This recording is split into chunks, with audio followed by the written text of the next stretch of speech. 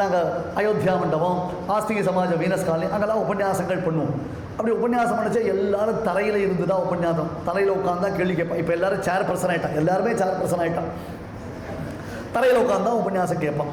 அது ஒரு அபியாசம். இப்பயும் சில இடங்களில் சில பேர் உட்காந்துக்கிறான், அது தப்பு சொல்லலை, நீங்கள் விஷயம் வேறு. அப்படி உட்காந்தோடனே 2 மணி நேரம் 3 மணி நேரம் உபன்யாசம் நடக்கும்.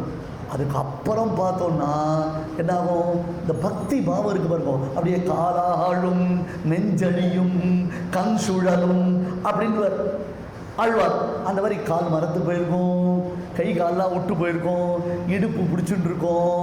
அப்படியே எழுந்துக்கச்சே ஆடி ஆடி அகம் கரைந்து இசை பாடி பாடி கொஞ்சம் பேலன்ஸ் போச்சுன்னா பின்னாடி இருக்கிற மடியில் படுத்துட்டுருவேன். அப்படி உருண்டு பிறண்டு ஒரு வழியா எழுந்துட்டா கூட அதுக்கப்புறம் இப்படி இப்படி இப்படி இப்படி அந்த ஷாக் அப்சர்வர்லாம் கொஞ்சம் வேலை செய்யணுமோ இல்லையோ, அது ஆத்துக்கு நடந்து போற பரியந்தம் அந்த வைப்ரேஷன் இருக்கும், அந்த மாடுலேஷன். There are 2 reasons.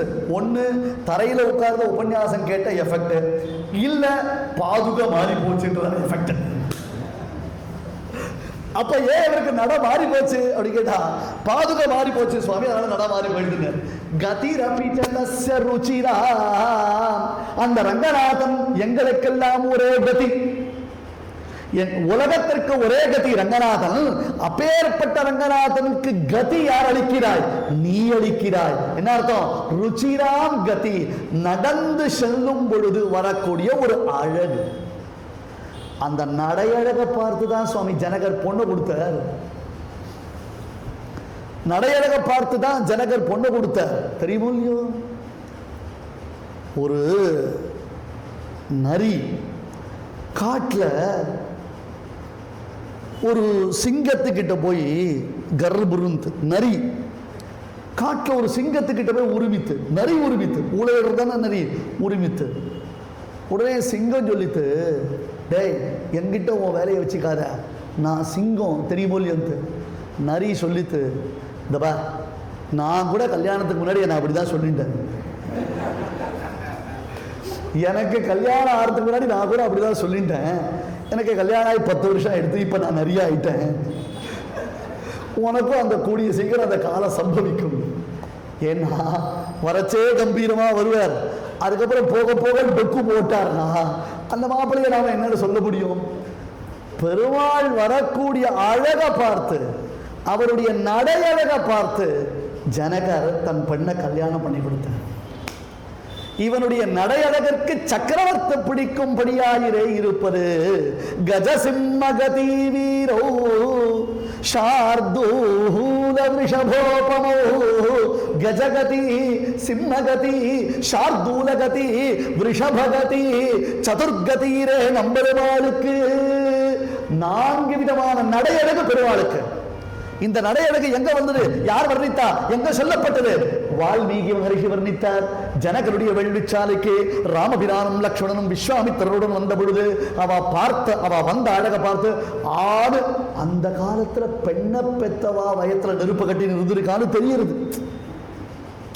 ஜனகருடைய இந்த பிஹேவியரை பார்த்தா அந்த காலத்துல பெண்ணை பெத்தவா தான் பயந்துருக்கான்னு தெரியுது. இப்போ ஒரு மாமி 2 பிள்ளை வச்சுருக்கா, அது வேற பின்னாடி குடுமி வச்சுன்னு என் பின்னாடி சுத்திட்டு இருக்கும். அந்த மாமிக்கு பயம், ஏண்டா உன் பின்னாடி சுத்த விடுறியடா, இதுங்களுக்கு எங்கடா கல்யாணம் ஆக போறது, பயமா இருக்குடா அப்படின்னு ஒவ்வொருத்தருக்கும் பயம். ஏன்னா பிள்ளைய பெத்தவா தான். இன்னும் நீங்க ஏன் குரலை வசதி பேசுறீங்க, நீங்க எல்லாம் பிள்ளைய பெத்தவா, இப்படிலாம் கத்தக்கூடாது தெரியுமோ இல்லையோ அப்படின்னு பொண்ணுடைய அம்மா சொல்றா.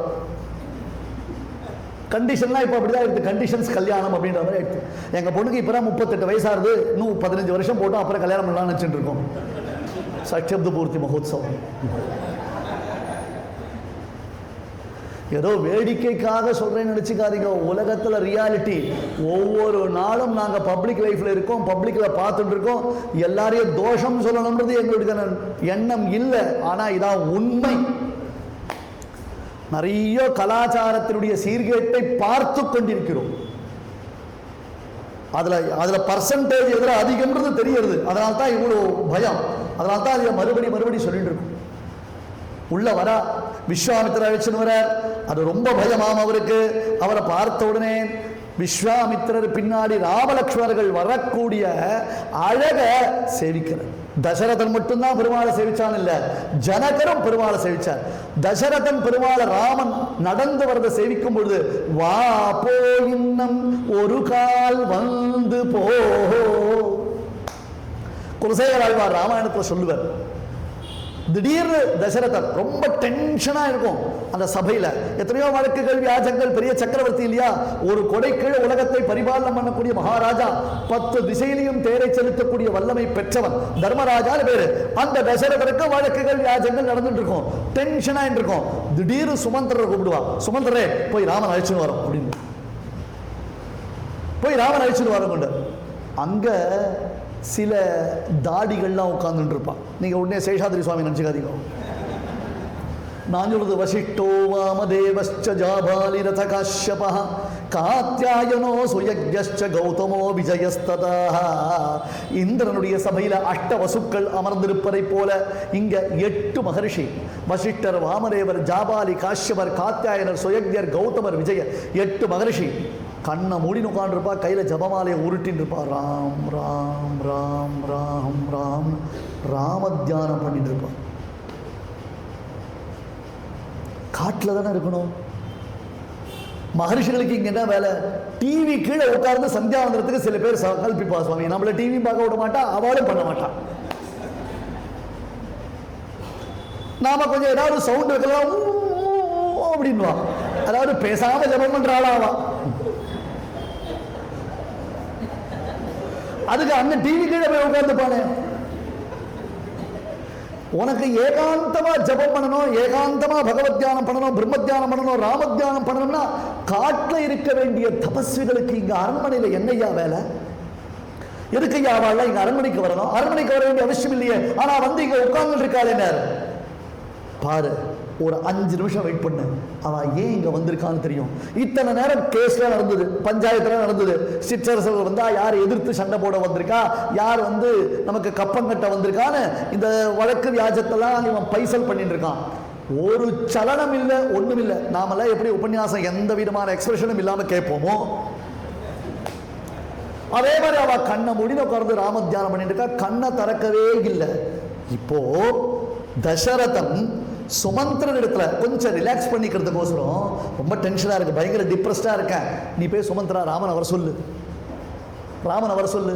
ரமயதீதி ராமஹா, ரமயதீதி ராமஹா, ஆனந்தத்தை அளிப்பவன், எப்பொழுதும் ஆனந்த சுரூபனாக இருக்கக்கூடியவன்.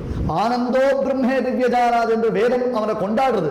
அப்படிப்பட்டதான அந்த ராமனை வர சொல்லு. இன்னும் தசரதர் சொன்ன உடனே இப்படி கண்ணை மூடி ஜபம் பண்ணவா அப்படியே கண்ணை திறப்பா. ஏன்னா ஜபம் பண்றதே ராம தரிசனத்துக்காகத்தானே. ஜபத்தினுடைய நோக்கமே ராமபிரானை சேவிப்பதற்காகத்தானே. காட்டுல உட்கார்ந்து கண்ணை மூடி ஜபம் பண்ணா ராம தரிசனம் கிடைக்கும். இங்க பிரத்யட்சமா ராமன் இருக்கச்சே காட்டுல என்ன வேலை? ஆகையால் தான் அரண்மனையில உட்கார்ந்து இருக்கா. அரண்மனையில இருந்தும் ஜபபராயணர்களா இருக்கா, ராம தரிசனத்திற்காக காத்துட்டு இருக்கா. சுவிட்ச் போட்டா மாதிரி அத்தனை பேருடைய கண்ணை அப்படி திறக்குமா. திறந்த உடனே 7 கட்டு மாளிகை, பெரிய அரண்மனை, தசரதனுடைய அரண்மனை, பிரம்மாண்டமான அரண்மனை, 7 கட்டு மாளிகை. அதுல நடுநாயகமா சிம்ஹாசனத்தில் அப்படியே உட்கார்ந்து இருப்பா. இந்த பக்கம் மந்திரி பிரதானிகள்லாம் இருப்பா, சிற்றரசர்கள்லாம் இருப்பா. மேல 8 மகர்ஷிகள் கையில ஜபமாலையோட இருக்கச்சே ராமன் வருவான். வர அந்த நடந்து வரக்கூடிய அழக இங்க இருந்து கண்ணாலேயே அள்ளி பருகுவான் தசரதன். கண்ணால் அள்ளி பருகுவான். அப்படி நடந்து வரணும். அது ஒவ்வொரு அடியா எடுத்து எடுத்து வைக்கச்சே சில பேர் அப்படி மாறி மாறி போவான். கேட் வாக்குன்னு ஒண்ணு காமிக்கிறா பாருங்க இல்லையா? புதுசா மடுசார் கட்ட தெரியாதவர்களுக்கு மடுசார் கட்டினா, புதுசா பஞ்சகஜ கட்ட தெரியாதவர்களுக்கு கட்டி விட்டா, அப்போ பார்த்தா தெரியும் உருண்டு பிறண்டு பல்ட்டி அடிச்சு. அது என்னமோ தெரியல, அது கரெக்டா அப்படி வரைச்சா கதவு தாப்பால்லாம் மாட்டும். சொல்லி வச்ச மாதிரி அந்த கதவு தாப்பால்லாம் மாட்டும். அது எப்படி தான் மாட்டுமோ தெரியாது. அது வரலாம் அந்த தாப்பால் சாதுவாக தான் இருக்கும், வாயை திறக்காது. மகரிஷிகள் மாதிரி கண்ணை மூடி தான் இருக்கும். நாம புதுசா உடுத்திட்டு வந்தா மட்டும்தான் அது மாட்டும். அப்படி ராமன் வருவா, கண்ணை விரித்து பார்ப்பான் சுவாமி தசரதன். பெருமாள் எழுந்தரக்கூடிய அழக அப்படி கண்ணை மலர்த்தி சேவிக்கணும். சில பேர் அப்படி கண்ணை மூடிப்பான். ஏண்டா பைத்தியமே, கண்ணை மூடிக்கிறதுக்கு அங்கே இங்கே வந்து உட்காருவாங்க. பிரத்யக்ஷமா சேவிக்க வேண்டிய பெருமாளை அந்த நடையழக கண்ணை மூடின சேவிப்பாளா? கண்ணை திறக்கணும், கண்ணை விரிச்சிருக்கணும். இவ ஒவ்வொருத்தரும் அப்படியே அந்த கதி, ஒவ்வொரு அடி வைத்து அவன் வரும் பொழுது கதிரபிச்சதஸ்ய ருச்சிரா. சுவாமி தேசிகன் எப்படி அனுபவிச்சிருந்தாள்னா, இந்த பாதுகாசகத்துல அவன் பாதுகையோடு நடந்து வருகிறான்னா, பகவான் ராமனுக்கு நடையழகு என்பது ஒரு பக்கம் இருக்கட்டும், அந்த நடையழகை அவனுக்கு அளிப்பவளே பாதுகாதேவிதான். கதிரபிச்சதஸ்ய ருச்சிரா. நேர வருவான். அந்த 17 கட்டு தாண்டி கிட்ட வந்த உடனே அப்பாவுக்கு நமஸ்காரம் பண்ணுவான். அங்க இருக்கிற பெரியோர்களை நமஸ்காரம் பண்ணுவான். உலகத்துல எங்கேயாவது இன்னைக்கு பசங்க பண்ணுமா? எங்கேயாவது பெரியோர்களை பார்த்தா கை கூப்பி சேவிப்பாளா? விழுந்து சேவிப்பாளா? எல்லாரையும் கை கூப்பி நமஸ்காரம் பண்ணுவான். சபையோர்களுக்கு நமஸ்காரம் பண்ணுவான். ராமாயணம் பண்பின் அடிப்படை, பண்பாட்டினுடைய நிலைக்களம், கலாச்சாரத்தினுடைய பிரதிபலிப்பு ராமாயணம். அது வெறும் கதை இல்லை. அத்தனை பேருக்கு நமஸ்காரத்தை தெரிவிப்பான். அப்பா கூப்பிட்டீங்களாமே? சுமந்திரர் சொன்னார், ஆமாண்டா கூப்பிட்டேன்டா ராமா. எதுக்கு கூப்பிட்டேன்? சுமந்திரரை எதுக்கு கூப்பிட்டேன்? ஞாபகம் இல்லைடா, தப்பா நினச்சிக்காத, நீ இப்போ போ, நான் மறுபடியும் உன்னை கூப்பிடுறேன் அப்படின்ற தசரதர். காரணம் என்ன? இதுவரையிலும் அவன் வந்த முன்னழக சேவிச்ச தசரதருக்கு ராமன் திரும்பி போகக்கூடிய பின்னழக சேவிக்கணுமா? அந்த பின்னழக சேவிக்கணுமா? முன்பிலும் பின்பழகிய பெருமாள். ரங்கநாதருக்கு ஒரு பெரிய பேர் உண்டு, தெரியுமோ இல்லையோ? ரங்கநாதன் முன்பக்கம் சேவிக்கணுமா பின்பக்கம் சேவிக்கணுமானார். பரவரசிகனா இருக்கிறவன் ரங்கநாதனுக்கு பின்னாடி இருந்துதான் சேவிப்பான். ஏண்டானார்? முன்பிலும் பின்பழகிய பெருமாள். அந்த முன்பக்கத்தை காட்டும் பின்பக்கத்துல அழகு அதிகமாகும். அது கிருஷ்ணன் நடந்து போறத பெரியாழ்வார் வர்ணிப்பார். ஒரு காலில் சங்கு, ஒரு காலில் சக்கரம். அந்த அப்பதான் பழகறான் கிருஷ்ணன். நடை பழகக்கூடிய சமயம் சுவாமி தேசிகன் யாதவாபியுதயத்தில் சொல்லுவார், உலகமெல்லாம் இவனை ஆதாரமாக பற்றி கொண்டிருக்கிறது. ஆனால் இப்போ இந்த கண்ணன் எழுந்து நிற்கிறதுக்கு பேலன்ஸ் இல்லையா அவனுக்கு? இத்தனை நேரம் தவழ்ந்திருக்கான், இப்பதான் முதல்ல எழுந்து நிற்க போறான். அவன் தனக்கு ஏதாவது ஆதாரம் கிடைக்குமான்னு தேடுறான். உலகத்துக்கெல்லாம் இவன் ஆதாரபூதம் இல்லையா? அப்போ அந்த இதுவரை கால் முழந்தாளினாலேயும் கைகளினாலேயும் தான் பூமியில நடந்திருக்கான். இப்போ முதல் தடவையா பூமியில அடி வைக்கிறான். அந்த பூமாதேவி அப்படியே கூஸ் பம்ஸ் மூமெண்ட்ஸ் அப்படின்னா ஆரிபுரேஷன் பூமாதேவிக்கு அவளுக்கு ஒரே சந்தோஷம். பெருமாளுக்கு தனது திருவடின்னு அதை வைத்த உடனே ஒரு பக்கம் சங்கர ரேகை, ஒரு பக்கம் சக்கர ரேகை, அப்படி இப்படின்னு இந்த ஸ்ரீ ஜெயந்திக்கு மாமிகள்லாம் அழகா கிருஷ்ணனுடைய திருவடி போடுறதுக்கு சோம்பேறி தரப்பட்டு இப்படி கையை வச்சுட்டே போவான். நிறைய பேருக்கு தெரியாது, என்ன தெரியுமோ இல்லையோ, 2 கையை வச்சா தான் 2 கால் சரியா வரும். ஒரே பக்கம் போட்டா கிருஷ்ணனை நொண்டி விளையாடிட்டு வருவாரா? சோம்பேறித்தனத்துடைய உச்சகட்டம். நாங்கள்லாம் இப்போ கிருஷ்ணா ஸ்வீட்ஸ் வாங்கி தான் சுவாமி செலிப்ரேட்டே பண்ணுறோம் ஆரம்பிச்சிட்டாலும். இப்போ நவராத்திரி குரு கான்செப்ட் குரு, உங்கள் காலத்தில் குருவாக இருந்தால் ஃபோன் பண்ணுவோம், 7 படியாக 9 படியாக சொல்லுங்க, எத்தனை படி சுண்டல்னு சொல்லுங்க, மொத்தம் வரும் 9 நாளைக்கு டிஸ்பிளே பண்ணுறோம், அப்புறம் பேக் பண்ணிட்டு போகிறோம். பேக்கிங் சார்ஜஸ், மேக்கிங் சார்ஜஸ், சுண்டல் சார்ஜஸ் 30,000 ரூபா, ஃபோன் திஸ் அப்படின்னு டப்புன்னு வந்துட்டு போயிட்டோம். கான்செப்ட் குரு தெரியுமோ இல்லையோ? அந்த மாதிரி ஆயிடுத்து, பழக்கம் விட்டு போச்சு. ஒவ்வொரு கையா போனமோ இல்லையோ, கிருஷ்ணன் ஒவ்வொரு திருவடியா வைத்து வைத்து நடக்கிறான், நடை பழகுகிறான். அப்போ ஒவ்வொரு திருவடி வைப்பிலையும் பூமியில பெருமாளுடைய திவ்யமான அந்த ரேகைகள் படுறது. சங்க சக்கர கதாபத்ம ரேகைகள். திரிவிக்ரமத்வச்சரணம் புஜத்வயம் மதீயமூர்தானமலங்கரிஷ்யதி. இதே மாதிரி வாமனாவதாரம் எடுத்த பொழுது திரிவிக்ரமனா உலகத்தை அளந்தாயல்லவா?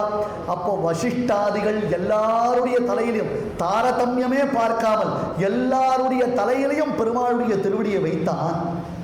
அதுல எல்லாத்தையும் ஒரு மார்க் போட்டான்.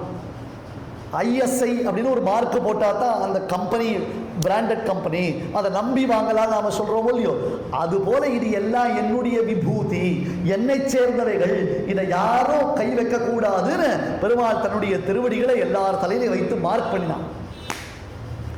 தன்னுடைய விபூதி என்பதாக பெருமாள் மார்க் பண்ணி காண்பித்தான். இப்ப நடந்து போகும் பொழுது இந்த ஒவ்வொரு திருவடி வைப்பிலையும் பூமி தேவி புலகாங்கிதத்தை அடைந்தால் அப்படி பேலன்ஸ் பண்ண முடியல. பார்த்தா எப்படி இருக்கு பெருமாளுக்கு, அந்த பின்பக்கம் நன்னா கிண்ணியா 2 வெள்ளி கிண்ணியை கவுத்து வச்ச மாதிரி இருக்கான். அதை பார்த்தா அவ்வளவு ஆனந்தமா இருக்கு. முன்பிலும் பின்பழகியவன் எம்பெருமான். அப்படி அழகு ரசிக்கணும் குழந்தைக்கு, அப்படி ரசிக்கணும்.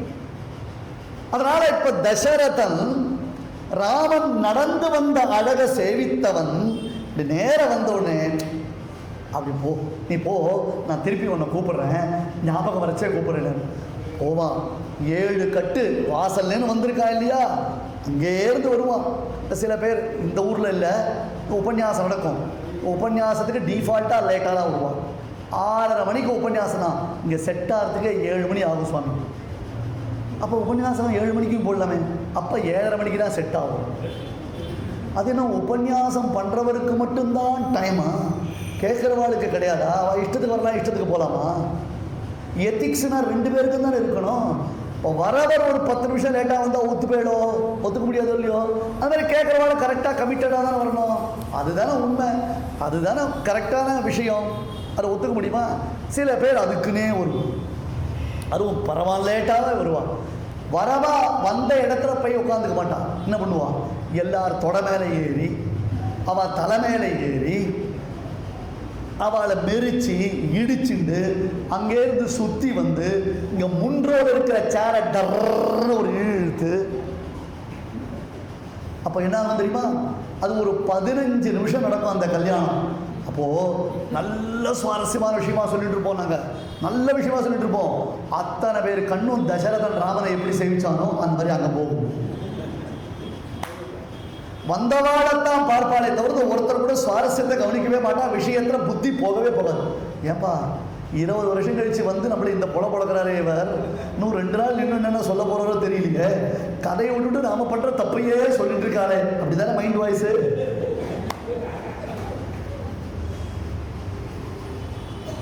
வந்தா சட்டுன்னு உட்காரு, மற்றவாளுக்கு எந்த டிஸ்டர்பன்ஸும் இல்லாமல் உட்காரு.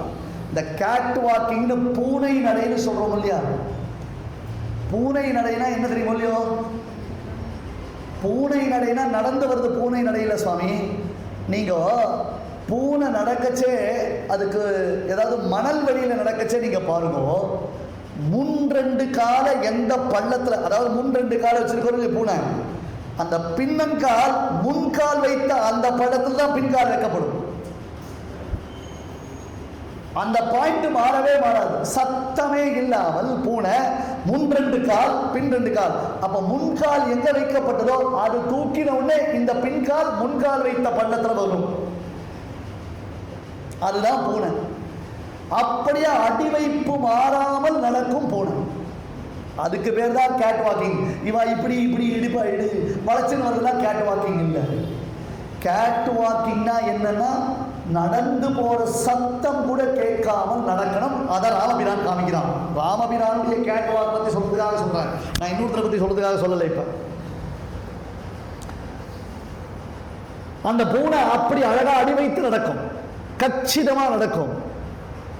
லவகுஷர்கள் ராமாயண உபன்யாசம் பண்ணிட்டு இருக்கான். பெரிய சபை, ராம் சமாஜ், ராமனுடைய சபா மண்டபம், ராமன் சக்கரவர்த்தி திருமகன் சிம்மாசனத்தில் எழுந்தொழி இருக்கான் பெருமாள். சபையோர்கள்லாம் மெய்மறந்து லவகுஷர்களுடைய கானம், வால்மீகி எழுதின ராமாயணத்தை முதல்ல ஆத்தானா பேரு கேட்டு இருக்கான், ஆனந்தமா கேட்டு இருக்கான். வால்மீகி பார்த்த சிம்மாசனத்தில் ராமனை காணும், சிம்மாசனத்தில் உட்கார்ந்த பெருமாள் இல்ல, ராமனை காணோம். யாரும் நோட் பண்ணல.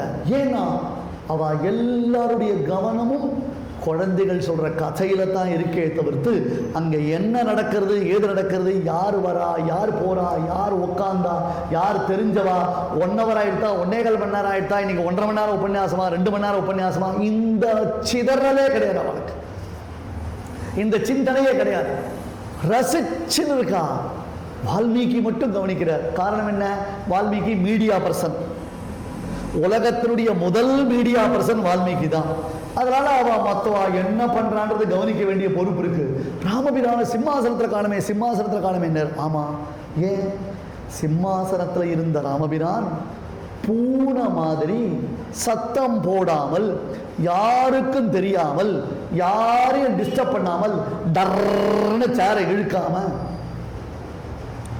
துளி கூட சத்தம் இல்லாமல் மக்களோடு மக்களா வந்து கீழே உட்கார்ந்து ராமாயணம் உபன்யாசம் கேட்கிறான். ஏண்டா என்ன ஆச்சு? சீதாயாச்சரிதம் மகத்.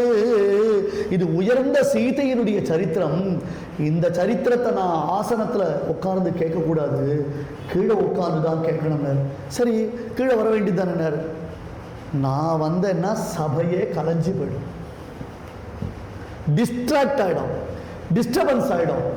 அவ்வளவு மெய்மறந்து ரசிச்சு சீதையினுடைய உயர்ந்த சரித்திரத்தை மக்கள் கேட்டு இருக்கச்சே அவளை டிஸ்ட்ராக்ட் பண்ற மாதிரி, டிஸ்டர்ப் பண்ற மாதிரி நான் ஏடாகுடம் பண்ணக்கூடாது. அதனால தான் யாருக்கும் தெரியாமல் பூனை நடை நடந்து ராமபிரான் மக்களோட மக்களா வந்து உட்கார்ந்தால் அங்கேயும் நாம நடையழக பார்க்கிறோம். அதுலயும் நடையழகு. இப்ப தசரதன் வா போ வான்னு சொன்னா, வந்த அழக சேவிச்சா, மறுபடியும் திரும்பி போனா, அவன் போயிட்டு இருக்கா, வாசல் தாண்டி போயிட்டா. போன உடனே ராமா தசரதன் கூப்பிடுவான். ராமா அப்படின்னு கூப்பிடுவான். ஞாபகம் வந்துருத்துறா, வா வா,